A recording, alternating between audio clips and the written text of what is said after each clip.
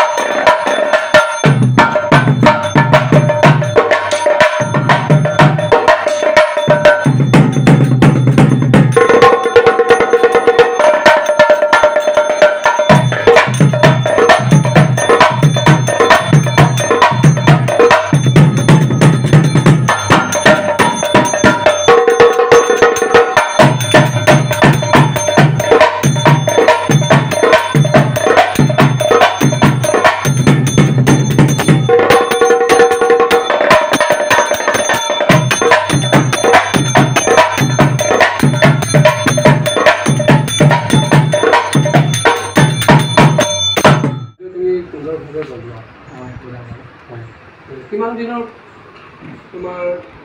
দিনৰ পৰা তুমি শিকি আহিছা? মই 5 বছৰমান হ'ব।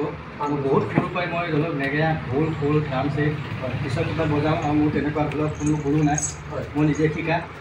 আৰু ভালো লাগিছে যে আপুনি ধৰক আহি পেলাই মোক যে ইমানখিনি উৎসাহ দিছে, সেইটো ভাল লাগিছে। যাতে ৰাইজেও দেখোঁ আৰু ধৰক আশীৰ্বাদ দিওঁ যাতে আৰু যদি ইয়াত শুনিব পাৰোঁ আৰু ধৰক মোৰ চাগে আৰু 4-5জনক মই যদি শিকাব পাৰোঁ।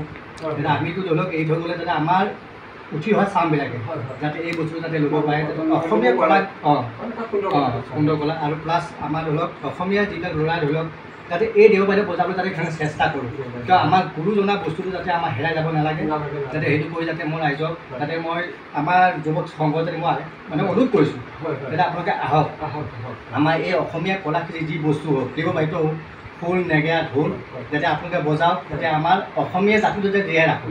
বাছ মোৰ এইটোৱে কামনা। ঠিক আছে। এই সুযোগতে তোমাৰ নামটো আৰু তোমাৰ ঠিকনাটো জনালে। মোৰ নামটো হ'ল শ্ৰী গণেশ দাস, মই তেজপুৰ মিছন চাৰিআলি। খুব সুন্দৰ এজন নেগেৰা বাদক বুলি ক'ব লাগিব।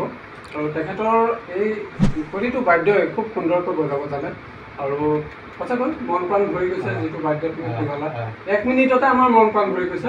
সঁচাকৈ ভাল লাগিছে। আৰু আগুৱাই যোৱা আমাৰ চেনেলৰ দৰ্শক ধন্যবাদ জনালোঁ আৰু হিয়া ভৰা বৰ্ণনা ৰাখিলোঁ। ধন্যবাদ।